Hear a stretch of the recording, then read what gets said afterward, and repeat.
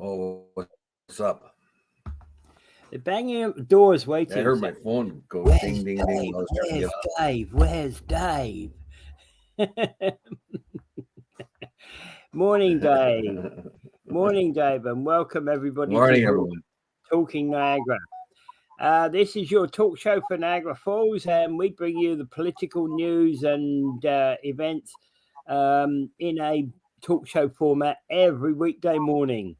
It is Friday, September 19th. Why did I say November? Wow, I'm wishing the year away. Okay. And, so on our first thing, there was a bit of a quip in Parliament last week. So Poilievre was basically talking about the budget, and he was saying, if he's such a great fiscal expert, why doesn't he know the size of his budget? And Carney thanked him for the compliment, adding in a grin in French, "Yes, I'm a great fiscal and budgetary expert. Yes, I'm a great economist. Thank you, sir." Yes, the return of Poilievre. And I believe that Poilievre will now do his job differently than he did against Trudeau, because Trudeau's government was a mess, and there was lots of ammunition there. This, however, he is pointing out that the deficit will rise, and we got foreknowledge of that because it was announced last week that when they do the budget, the deficit will rise. Yeah. Poilievre is asking how much. Carney's not telling him. Well, actually, but you see, here's the thing: is the role of the leader of the opposition is to ask questions. Like that. The role of a prime minister at this stage, 6 weeks before a budget, is to flatly refuse to answer him. So they're doing what they should do. Yes, exactly the same as every parliamentarian ever. That you never tip your cards. No, you don't give your opposition ammunition. Yeah, and the thing is that, hey, answering in French, that's a good thing in a way, because I'm sure that Poilievre placed his question in French. Right? Yes, but you know that Poilievre has a much better command of the French language than Carney does. Yeah, so and that's deliberate. That's deliberate, right? Yes, of course it is. And that Poilievre has to watch it. He had like lots of comments he could make on Trudeau, and they were justifiable. But he did more character assassination, and if he starts trying that with Carney, it's not going to work. No. Now, even if Carney, we do know. Well, let's get back to the basics here. Like, now he is already trying to cast aspersions on Carney's character for not being upfront with the budget and that kind of thing. Do not go down that route too deeply, I would say to him. If he wants to be an effective opposition leader, stick to the facts. Do not try the character assassination thing. Let the government hang itself, basically. You can't zero in on a character. If you begin to zero in on a character like you did with Trudeau, that would work there, because Trudeau's government was in bad shape, and the policies of Justin Trudeau and his government were not were just kind of falling away. They just were not holding themselves together. Yeah. We have found out, even from Carney, that the Liberal government and the size of the government had ballooned and was not efficient. It didn't work well. So we had this oversized government that could not do its job, so much so that it had to contract out more and more services.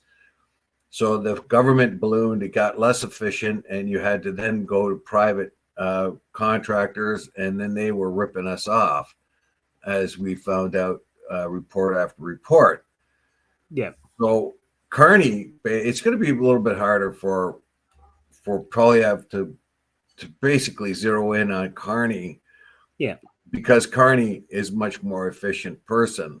He sees he sees the mess that he was left. Basically, he has to fix that. Yeah. And again, though, there are a couple of truths in what he said here, right? Deficits do drive up inflation historically, grocery prices and housing costs and interest rates, all of those things, right?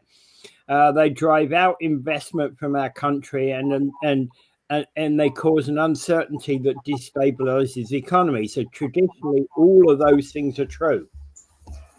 Well, we see in the United States that they, in the big, beautiful bill and their big, huge tax cuts and stuff, that their deficit's going to balloon incredibly as well.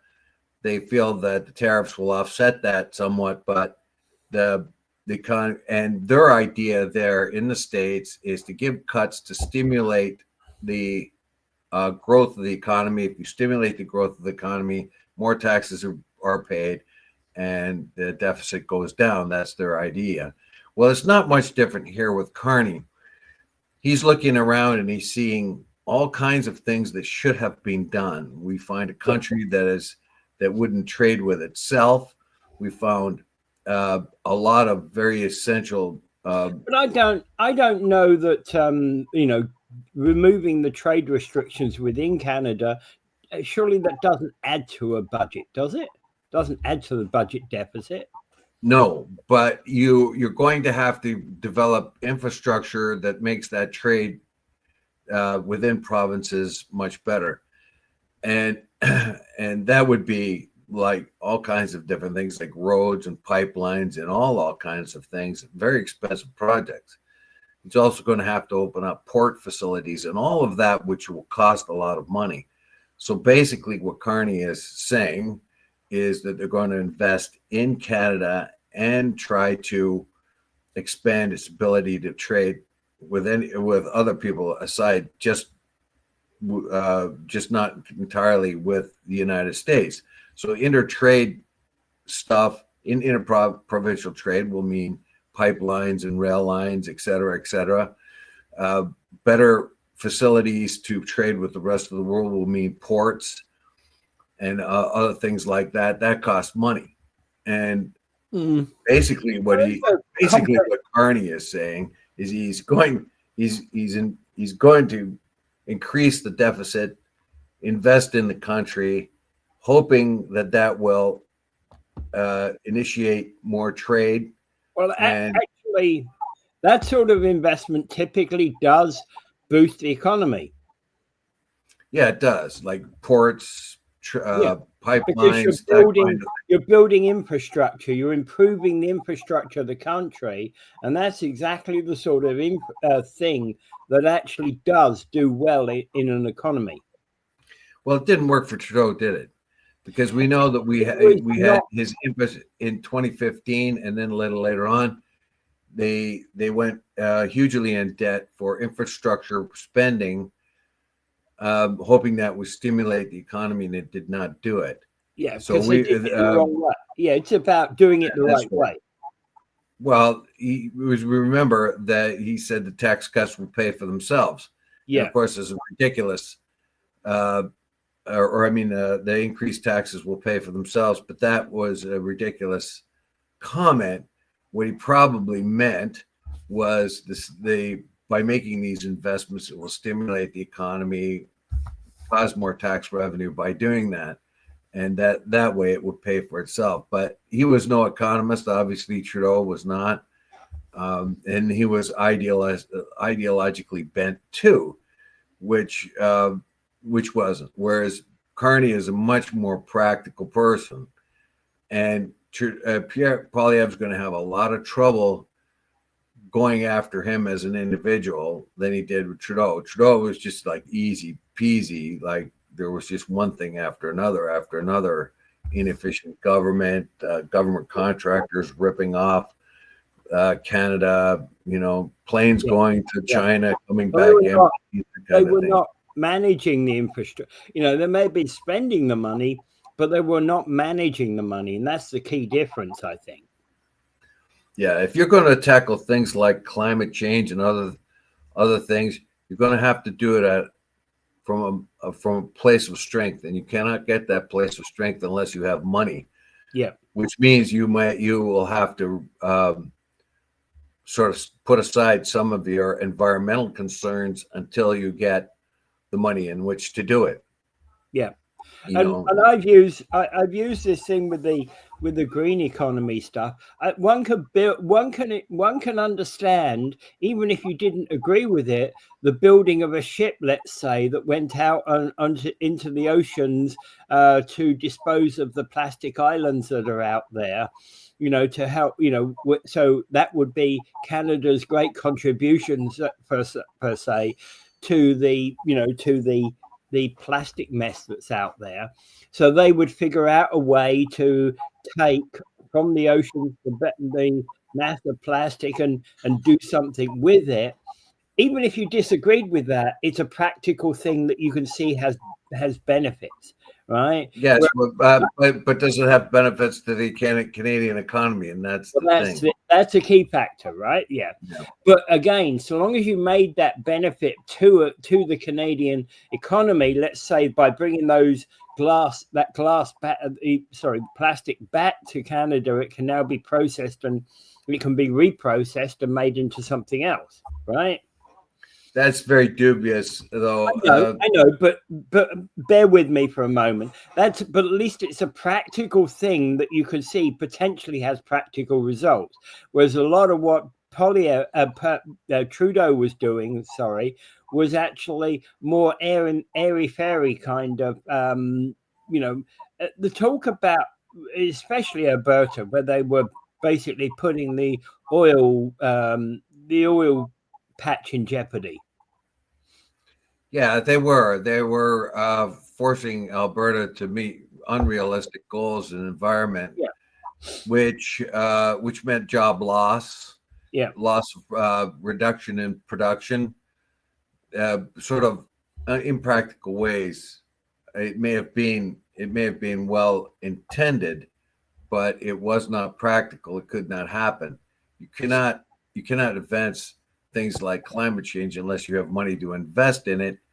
And in the meantime, it does nobody any good to reduce the size of your economy to do that. If Alberta provided at that time up to 11% of our GDP, the oil and gas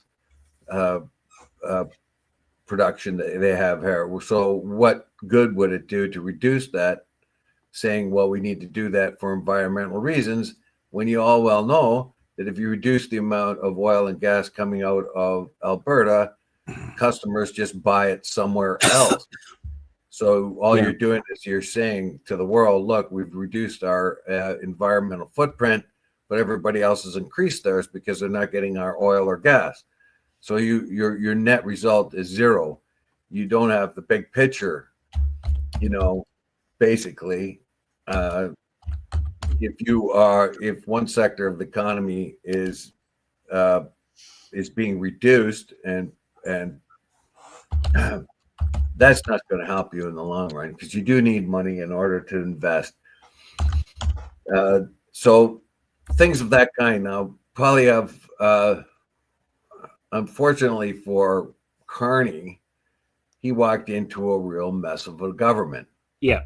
This is a very odd thing, because every government says the same thing when they get in. Oh my God, we cannot make our promises because of the mess of the previous government. Well, in this particular case, the Liberal government is talking about its own mess that has left behind under its previous leader. We find here that Carney is sidelining most of the previous ministers. We talked about Chrystia Freeland the other day, but the other ones are going too. The new finance minister, the new minister in charge of the budget, only has a 6-month term. He's only temporarily in office, and Poilievre claims that he's doing that so that he can hang a sword over the minister and say, if you don't do what I say, or if you complain about what we're going to do, we're going to axe you. So you better do what we want you to do, or you're not going to have a job.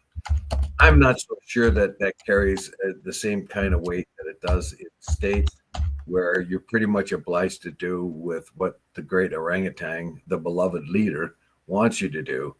But there is an element of it. So we'll see about that. I'm not so sure.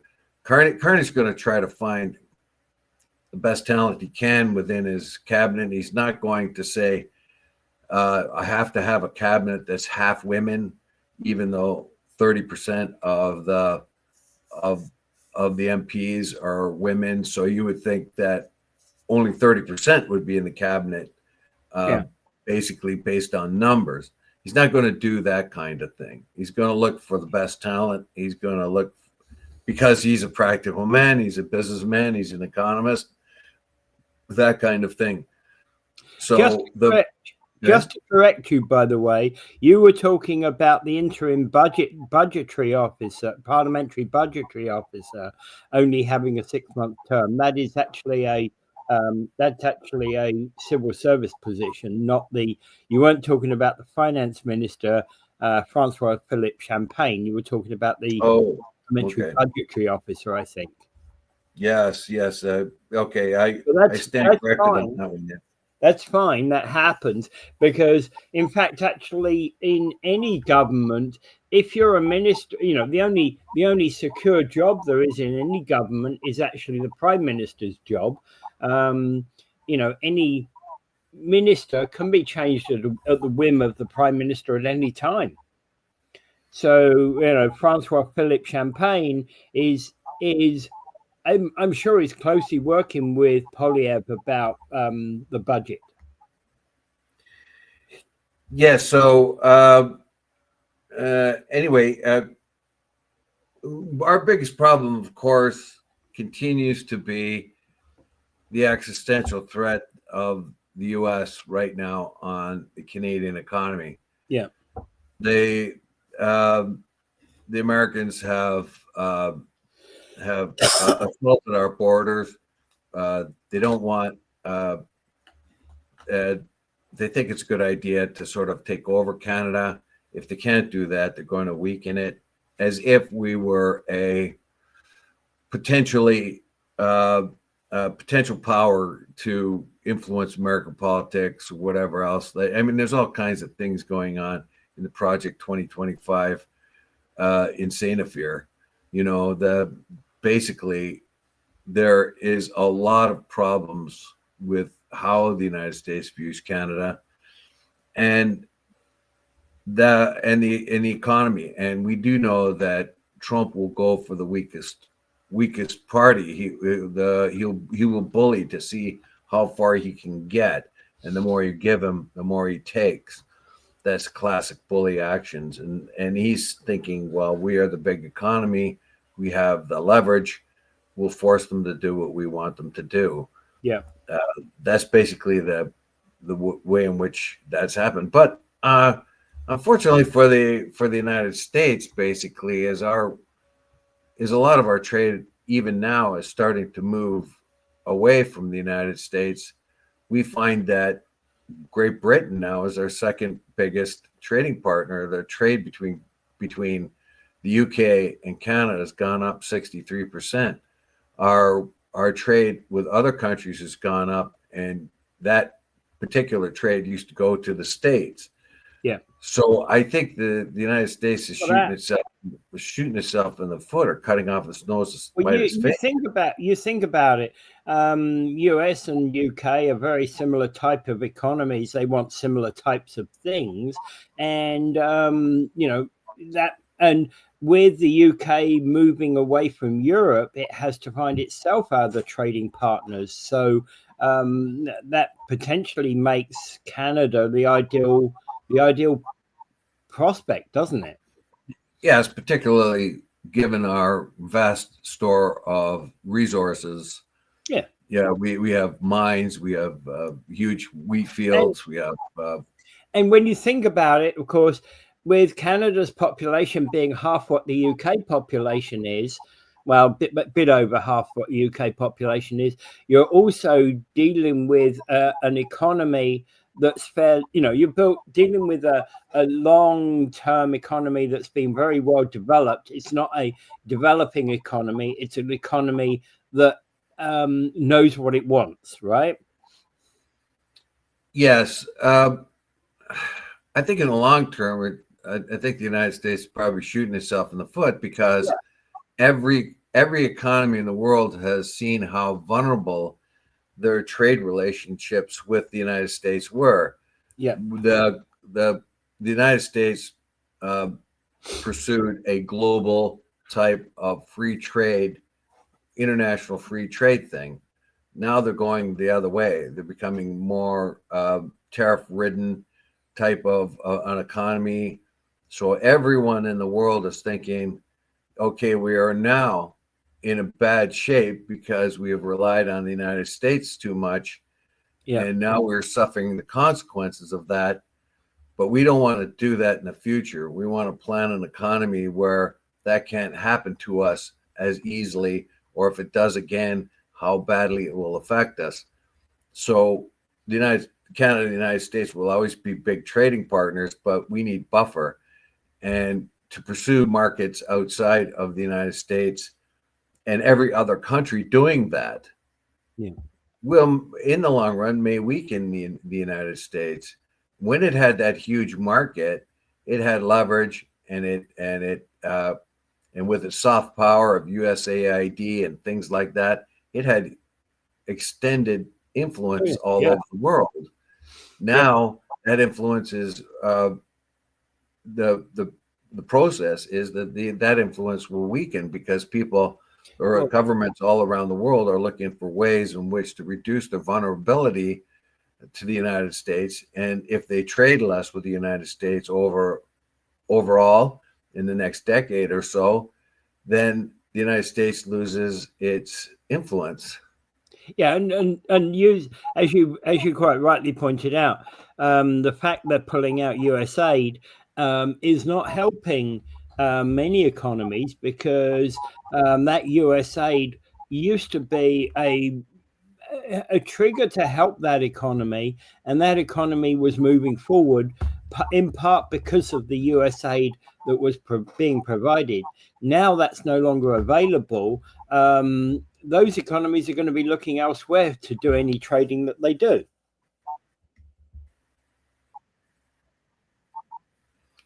Well, the U.S. also has done what China did with its USAID and other things. It made countries reliant on them. It made them these countries dependent on that kind of aid that came from the United States. The United States freely gave it for that influence. So they traded off the aid and other things to have influence in those governments, and those governments are budgeted their year by year on how much aid they're going to get to the United States. And I'll bring up farmers. If the USAID bought enormous amounts of farm produce in order to distribute it around the world, now it's not going to do that. So its own farmers are going to get less money, and and when you think of 40, I think it was 40% of a lot of the crops that come out of the United States actually went overseas. A great deal of those went through USAID. Yeah, that makes the farmers suffer. And we've heard report after report that farmers are in bad shape in the States.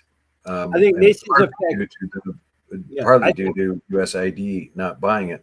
Yeah, I think this is a fair comment by Mike, and probably echoed by a lot of people around the country right now.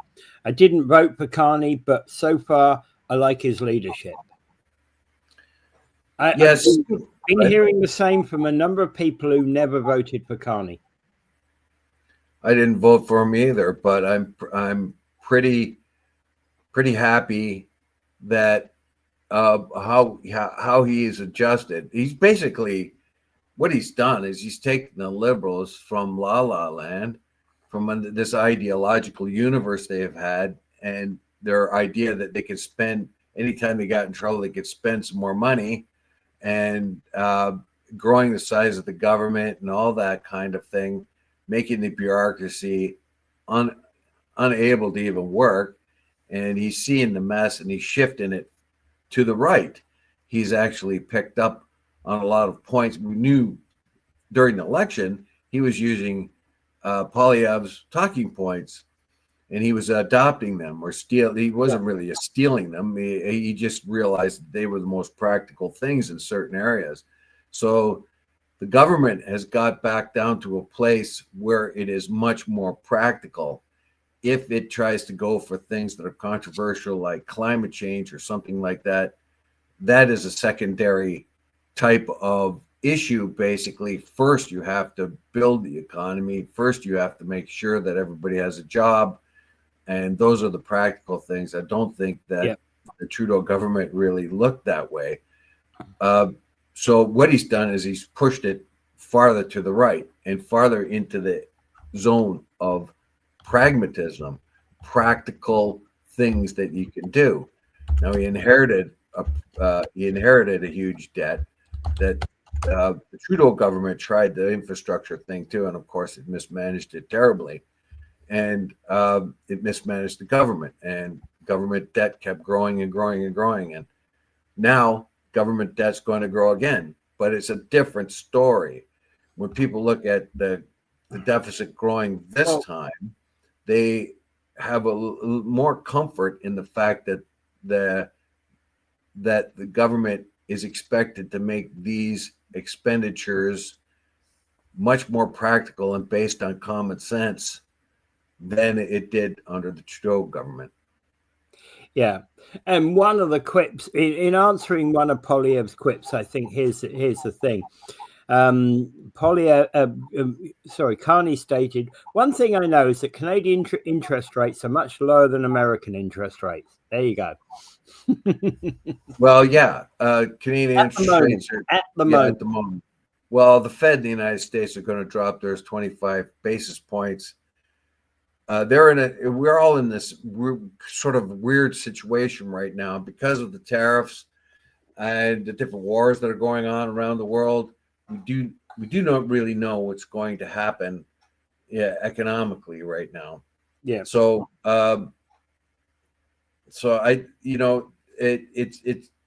in the United States, even though inflation is going up, which is usually a reason to maintain interest rates or even raise them, we find that the unemployment rate is going way up too.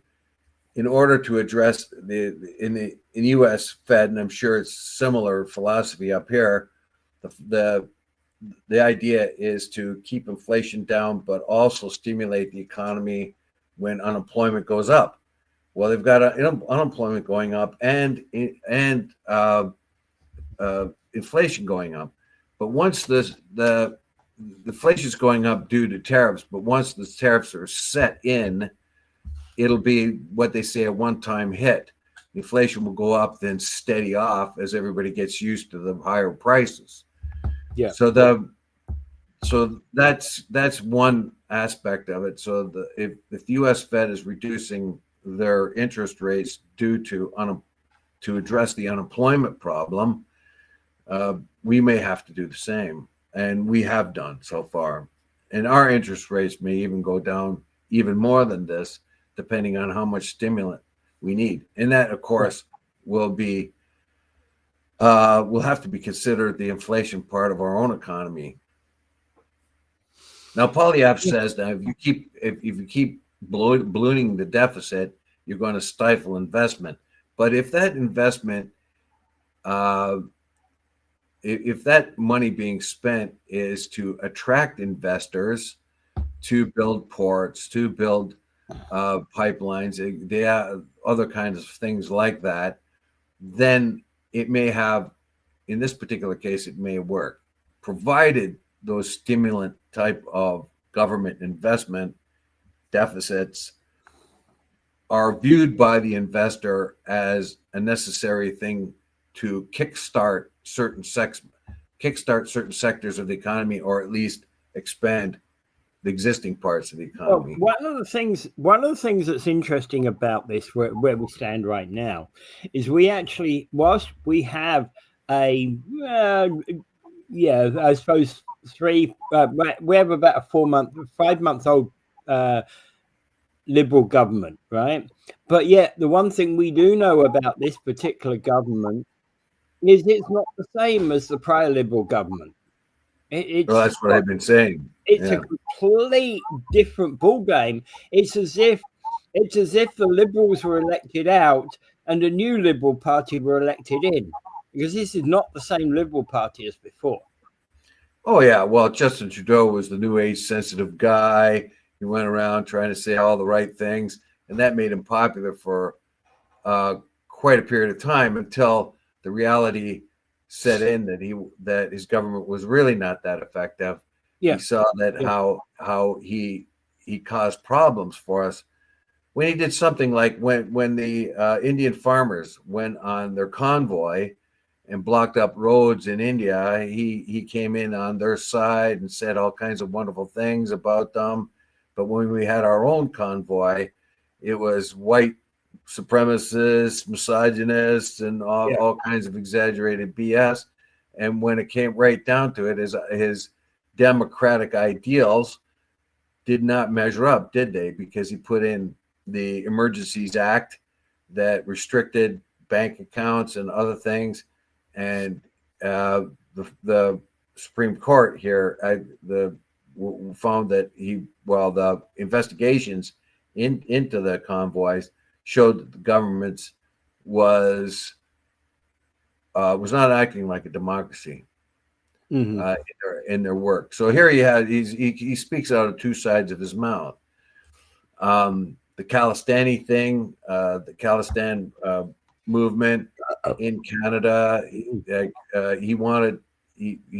felt that that Sikhs were an important part of the voting bloc, and he wanted them. So he did not address that part of it. The terrorist part of the Khalistan movement in Canada, tried to minimize that. You can't do that kind of thing. You got to be truthful, and instead of idealistic. And I think probably Carney is a better choice that way. It actually. This particular government is more like Jean-Chrétien's Chen's government and Paul Martin's government. Very practical. Reduce the deficit, those kind of things. Do things that were responsible. I think too that part of this is going to have to be on the Canadian citizens to kind of ignore social media and look to themselves and look deeply. Is this or is this not practical? You can't depend on the social media. You have to read different papers. Like the National Post is this one. It's a conservative government, and it's going to exclude certain facts and amplify others. The Star is going to do the same thing on the other side. So it's up to us as voters to recognize the agenda of different news agencies and put that into the equation. I picked the Post because it's one of my, I generally do a lot of reading through the Post. I like the Post. Yeah, the thing I don't like about the Post, among other things, is its very weak approach to Israel. Well, that's a different matter entirely. Yeah. So practical matters, domestic politics. Yeah, I think the National Post. When my parents were stayed months and months up at the cottage, they, of course, one of their favorite things to do is just to get a newspaper and go cover to cover because they had the time. And they or one of their neighbors would go into town or go to the place where they get the newspaper. There's newspaper boxes, and they would get the Star and they would get the National Post. Mm-hmm. They would get those two papers, and they would bring them in, and they would pick and choose between the articles. Sometimes the Post had better articles, sometimes the Star did, depending on the topic. And then you got the political commentary, both left and right, in the Star and the Post. The Sun, I felt, was only good for its crossword. Okay, moving on. Temporary closures of Niagara Glen Trail for maintenance. They're occurring Tuesday, October 7th to Thursday, October 9th. And that actually, ironically, is actually before. So they should be complete before the Thanksgiving Day weekend. So if you're wanting to go out and about on the trails at Thanksgiving Day weekend, they should be that maintenance should be over by then.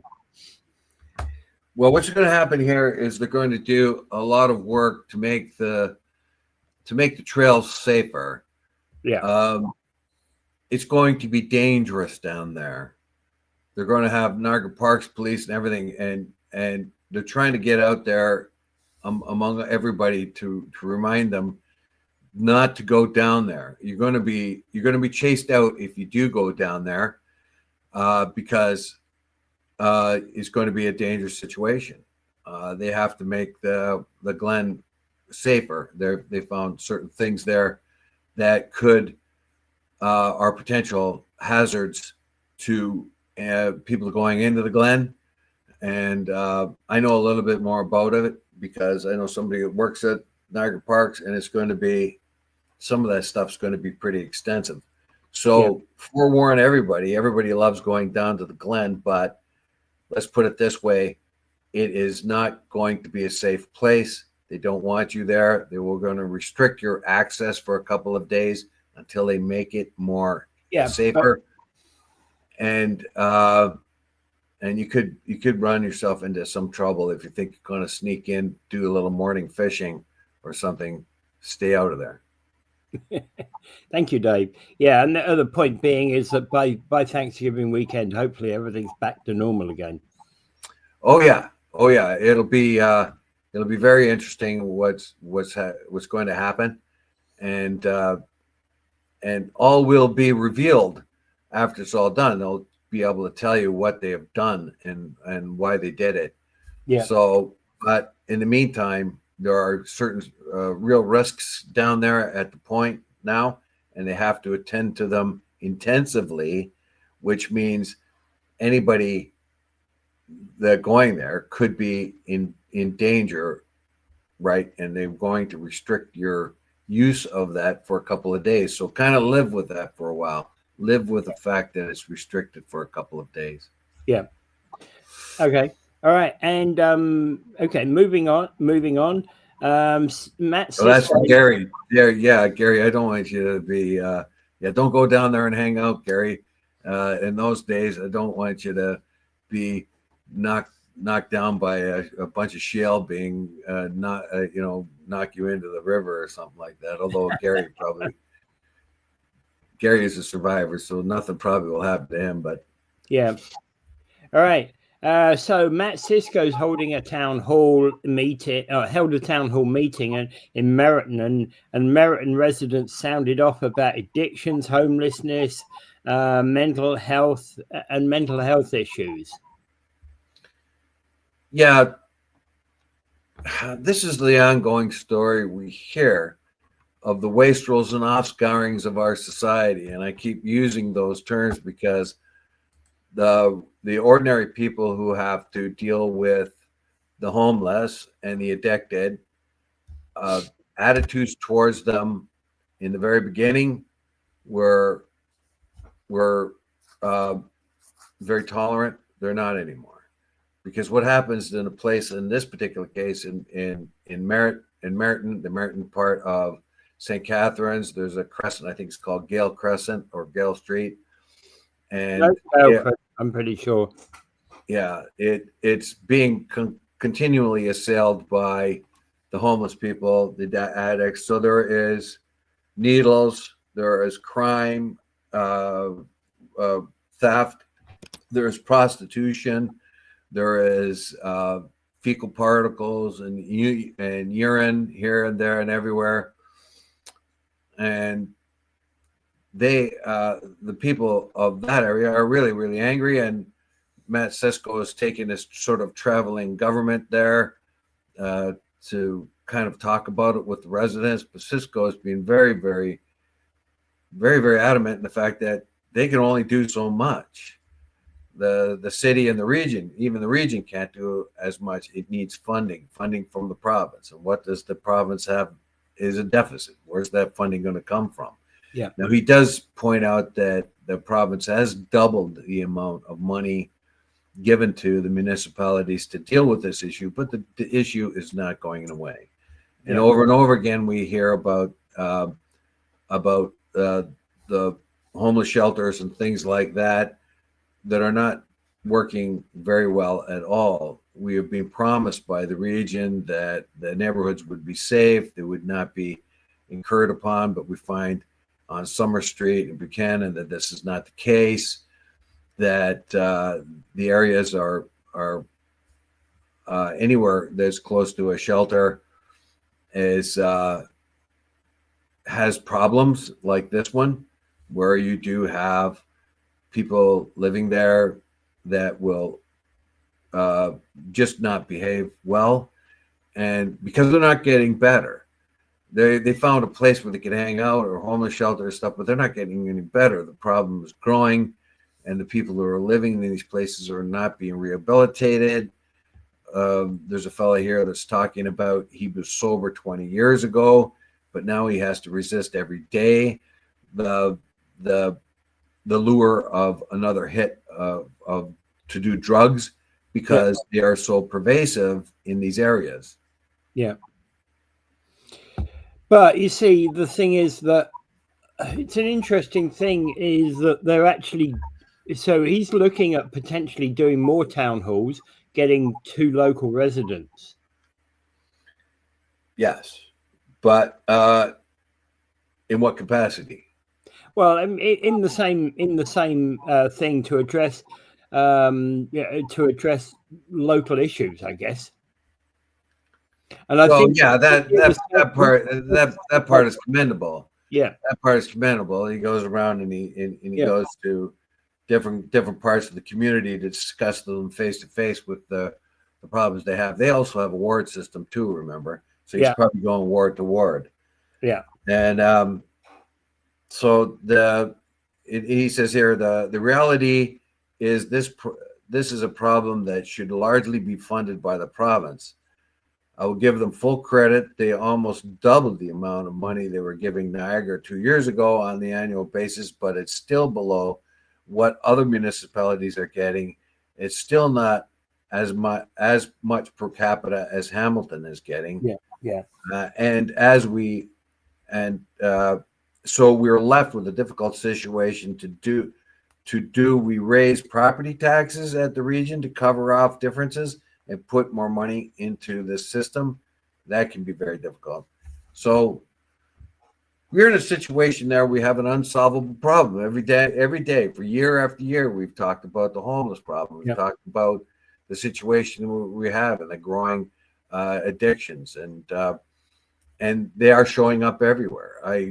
I'm drumming up donations at Staples for kids that can't afford school supplies, and once in a while there's a homeless guy that lives in the back there. He's got a tent made up. There's other ones that show up. One day there was a guy definitely on zombie drugs right in front of the store, bent over and sort of convulsing and waving his arms around. That's typical of what they call the zombie drug. And that's right there in the North End, in a nice clean plaza. And there's a homeless guy bunked in at the back, the back corner of Staples, in the far back of it, near the fence.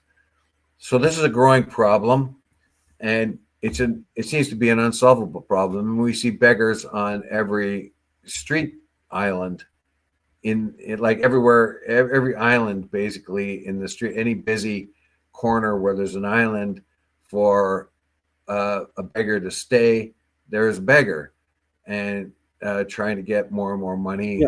The last one I saw had a really expensive bike, and he had really good shoes, and he looked pretty damn healthy to me. Other ones don't, but I mean, who's there? Who's doing it? Where'd you get that bike, man? Mm-hmm. Where'd you get those really nice shoes?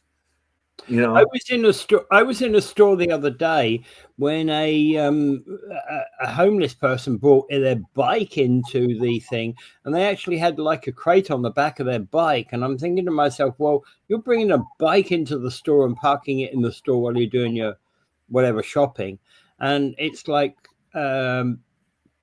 really? well, it's safe. You Grant you. can't lock up a bike outside anymore. They're quickly taken. Yeah, You I know, grant you. my But nephew had a bicycle stolen. He took it to school and he chained it up all over the place. By the time he came out, somebody had just driven by with bolt cutters and just taken the bike away. yeah. It's becoming pretty bad. But you see, it just my thought there is it just was so out of place in the store, right?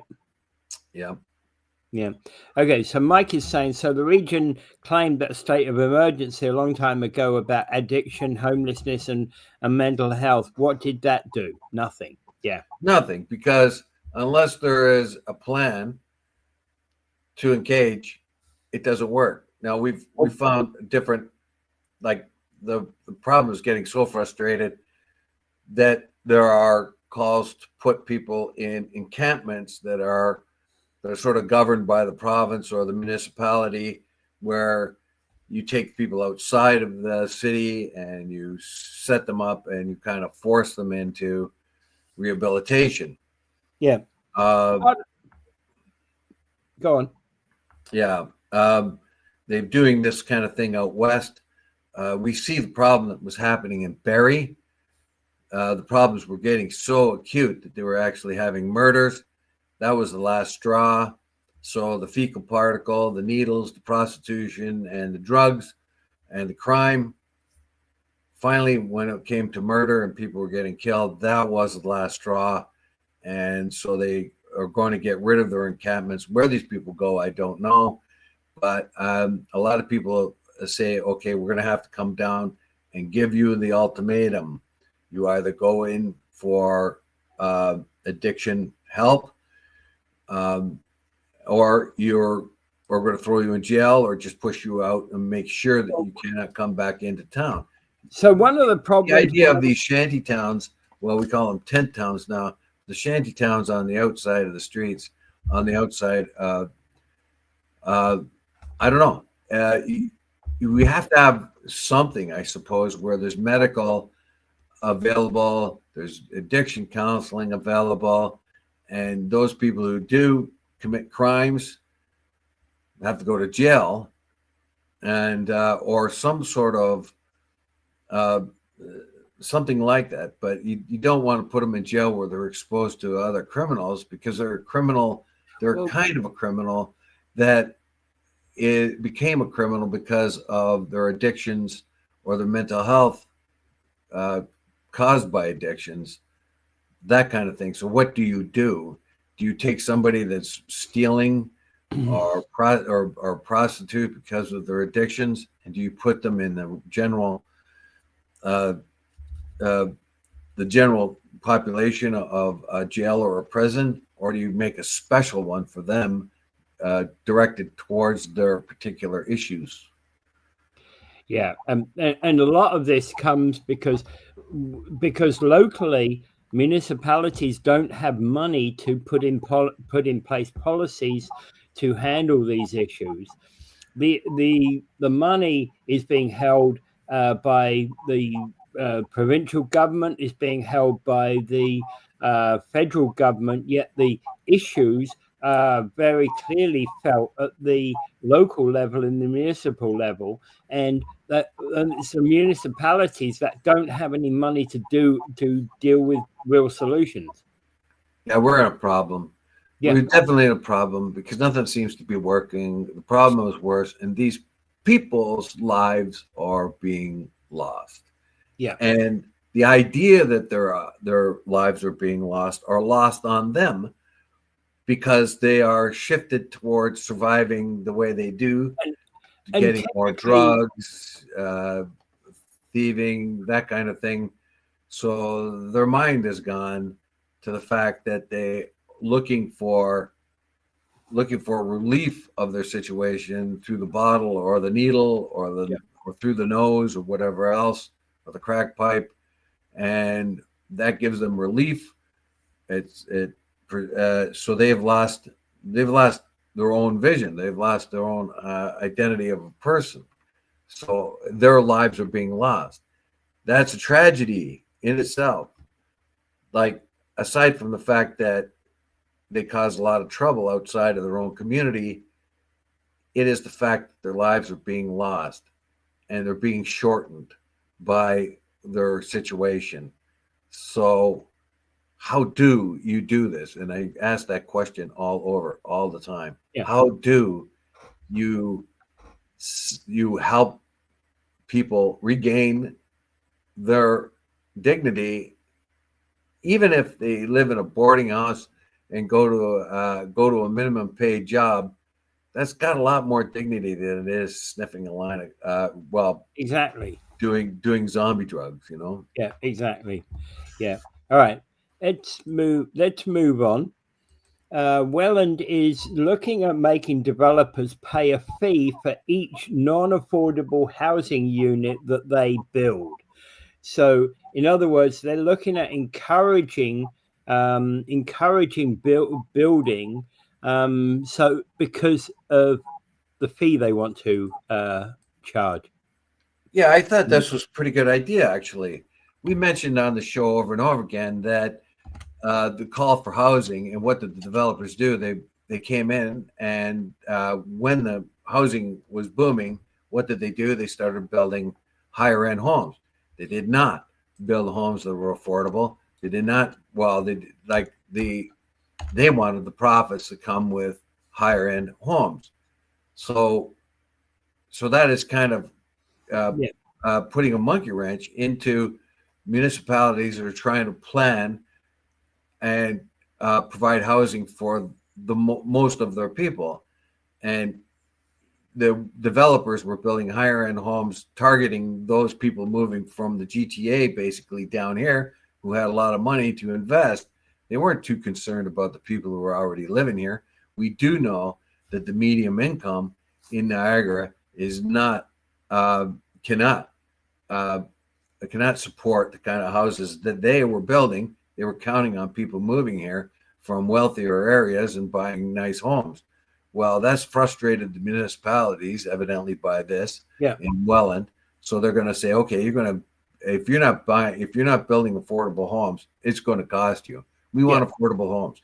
We want homes that are geared towards our people who live here and make money, make the medium income of people in this area. That's what we wanted you to target, but they did not target that. They targeted, many of them targeted the sort of migration that came from the GTA into the Niagara area. And it's essentially going to be costing developers $500 per unit for every non-affordable residential unit they build, whether that's a house or an apartment. That's what the cost is going to be. Yeah, I don't know whether that'll stand up. I don't think that will actually be acceptable. I think if that is appealed to the Ontario Land Tribunal, I think it'll be quashed. Yeah, well, it says they're legislated by Premier Ford in 2023. It gives the mayors strong mayor powers, and that's what he's going to try to use to put this on there. I would say that I think this is a good thing, because right from the very beginning, you even all of our listeners have been saying the same thing: affordable, affordable, affordable. Yeah. Where are the affordable homes? Okay, they invite developers in, and they see the opportunity to make money on this migration of people coming from the GTA into the area, who sold houses in the GTA for inflated prices and come down here and can buy 3 for the amount of money they get for their homes. So they push the prices up, and the people who live here on the typical income of somebody from the Niagara region cannot afford it. So the target market was not for people here. No matter how often the city, our own city, or the municipality or the region was trying to target that, you still have to. Somebody's going to have to build them. Yeah. And every time there is a new housing thing go up, and I review the agenda with Paul almost every Monday. I couldn't do it the last time, but when housing comes up, there is a rare comment about there will be affordable housing, a couple of units in this building. Yeah. So it's very, very limited, and it's very hard for the municipality to force them to do that. Yeah. And we've noted the same with all of the developments that we've talked about here on this show. So few of them are developing affordable. Not even 10% of all the units that are being put up in Niagara are affordable. Yeah, you have to depend on outfits like us, the Kiwanis nonprofit, to build them or maintain. Like, we got 3 buildings. Other outfits have got it. There's a place going up on McLeod Road that is investing in building a whole apartment building. That's the one that's profits and stuff like that. But there's also the geared to income, rents geared to income, RGIs. Yeah, that's another thing that has to go up. But that shouldn't happen. The marketplace, if the marketplace responds to its own citizens, it will build homes and things that are affordable here. Yeah. But they're trying to attract a different market to come into the area, and that was the big issue, I think. Yeah. And this is what has been the challenge that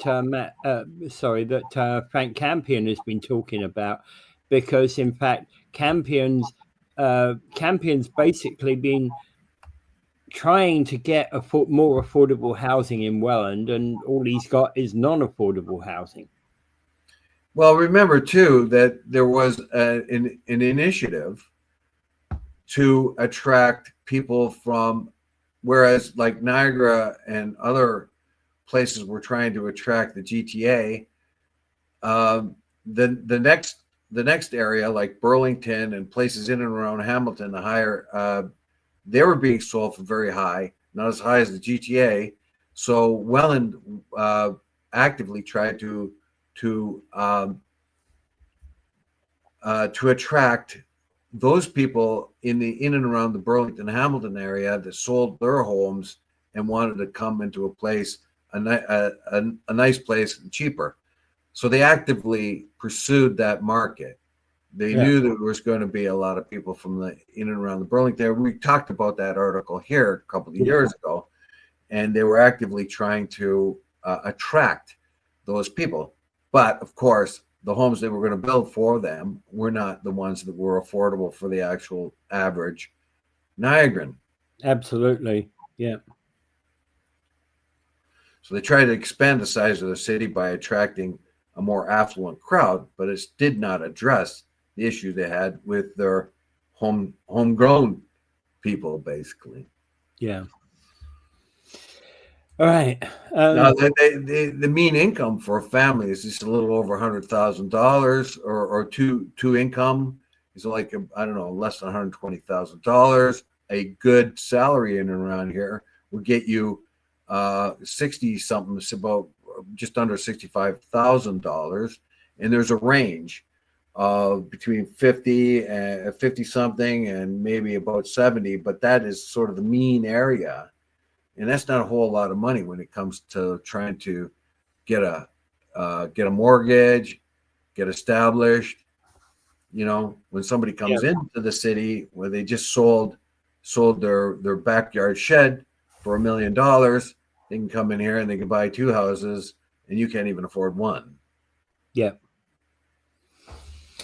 Yeah, okay. And it's a part of the problem that we face here locally anyway, because of the and even in our district, in our region, there are differences between one city and another. Right.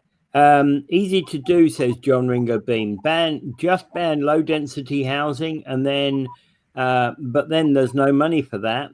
The developers and for the property taxes revenue in there, just like the recent plan updates for the city of Niagara Falls did. Yeah. John's pointing that out very poignantly. Yeah. Yes, much easier said than done. Yeah, absolutely. All right. I think we can kind of call it a day. I was hoping we would lead on to this Hamas official making comments in Oman, Qatar, I mean, but I don't think we have the time for it. I will say this: I always have to bring up Hamas or Gaza. It's a nightmare, of course. And lately, the Netanyahu is being beside himself, trying to say to everyone that Israel did not have Charlie Kirk killed. One of the things that are out there in social media is that we do know that Charlie Kirk was approached by Netanyahu. Reports are that Netanyahu and Charlie Kirk, although Charlie Kirk was a big supporter of Israel, did not like Netanyahu, did not like what was going on in Gaza, kept it quiet though, and that Israel was pushing Charlie Kirk to be even more supportive of Israel, but Charlie Kirk did not like Netanyahu and refused some of his approaches, and that the Israeli lobby was getting pretty angry at Charlie Kirk because they felt that he could have done more for Israel, which led to rumors that are so pervasive that Netanyahu has had to deny over and over again that the Israeli government had anything to do with the assassination of Charlie Kirk. The whole idea, of course, doesn't really hold water, but it does illustrate the fact that Charlie Kirk and the Netanyahu had difficulties, let's put it mildly. And Charlie Kirk refused a visit, an invitation by Netanyahu to go to Israel. But this is just more of the same. This is, a conspiracy, of course. I don't think very much that anything was to it. But the whole idea was Charlie Kirk was not liking what was going on in Gaza.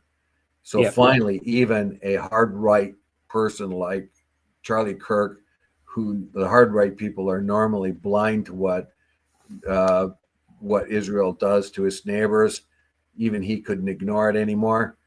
And I hope that this happens more and more in the United States. The AIPAC and the Israeli lobby owns all of the Republicans and 75% of the Democrats. So I think this is illustrative of what's going on there right now. And I think that somebody's got to come down on Netanyahu. Obviously, Trump's got no power over him. He's got no power over Putin either. But somebody's got to come along and say, "Hey, enough is enough." Yeah. And and it's even beginning in Israel itself, who have censorship on most of the news that's actually happening. So anyway, Gaza's a nightmare. It's got to stop. Netanyahu's got to be charged for war crimes. Without further ado, I bid you adieu. All right. Have a great weekend.